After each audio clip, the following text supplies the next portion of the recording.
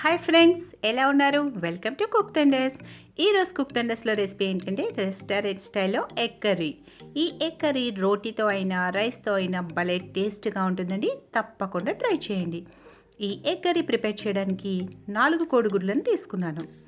ఇదిగోండి, ఈ విధంగా ఫోక్ సహాయంతో గుచ్చి పక్కన పెట్టుకోవాలి. అప్పుడు మసాలా అనేది గుడ్లలోకి వెళ్తుంది. తర్వాత ఒక ప్యాన్ పెట్టుకొని 1 టీ స్పూన్ ఆయిల్ వేసుకొని కొద్దిగా హీట్ అయిన తర్వాత 1/2 టీ స్పూన్ కారం, 1/2 టీ స్పూన్ ధనియాల పొడి వేసి లో ఫ్లేమ్లో మాత్రమే ఫ్రై చేయాలి.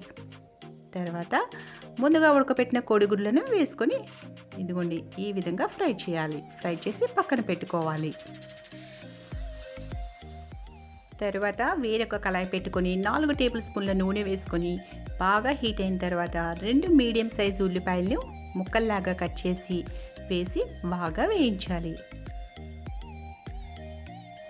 ఉల్లిపాయలు వేగిన తర్వాత 1 టీ స్పూన్ అల్లం వెల్లుల్లి పేస్ట్ వేసి పచ్చివాసన పోయేంత వరకు వేయించాలండి. తర్వాత 4 లవంగాలు, 2 యాలకులు, చిన్న దాల్చిన చెక్క ముక్క వేసి మళ్ళీ ఫ్రై చేయాలి. తర్వాత చిన్న ముక్కల్లా కట్ చేసిన 3 మీడియం సైజ్ టమాటాలను వేసి కలిపి మూత పెట్టి 3 నిమిషాలు ఉడకనివ్వాలి.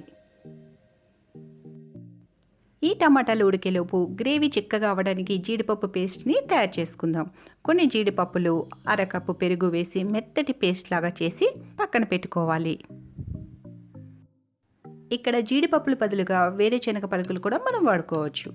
ఇప్పుడు 3 నిమిషాల తర్వాత చూస్తే టమాటా బాగా ఉడికిపోతుంది కదండి. ఇందులోకి కట్ చేసి పెట్టుకున్న 3 పచ్చిమిర్చి ముక్కలు వేయాలి. తర్వాత 1 టీ స్పూన్ ధనియాల పొడి, 1/2 టీ స్పూన్ జీలకర్ర పొడి, 1/2 teaspoon garam masala powder, 1/2 teaspoon నల్ల మిరియాల పౌడర్ వేసి బాగా ఫ్రై చేయాలి.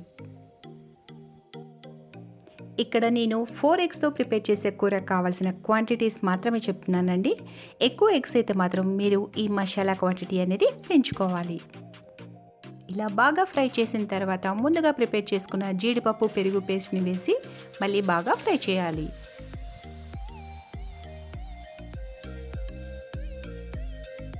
ఇలా ఫ్రై చేసిన తర్వాత ఇలాంటి స్టేజ్లో 1 టీ స్పూన్ కారం, 1/2 టీ స్పూన్ పసుపు వేసి కారం బాగా పట్టేటట్లు ఫ్రై చేయాలి. నూనె పైకి తేలే వరకు ఫ్రై చేసి 1/2 కప్పు వాటర్ వేసి కలిపి సరిపడేంత ఉప్పు వేసుకోవాలి. మంచి కలర్ఫుల్తో భలే ఉంది కదండి. సరిపడినంత ఉప్పు వేసిన తర్వాత మనం ముందుగా గుడ్లను ఫ్రై చేసి పెట్టాం కదా, వాటిని ఇందులోకి ట్రాన్స్ఫర్ చేసుకోవాలి.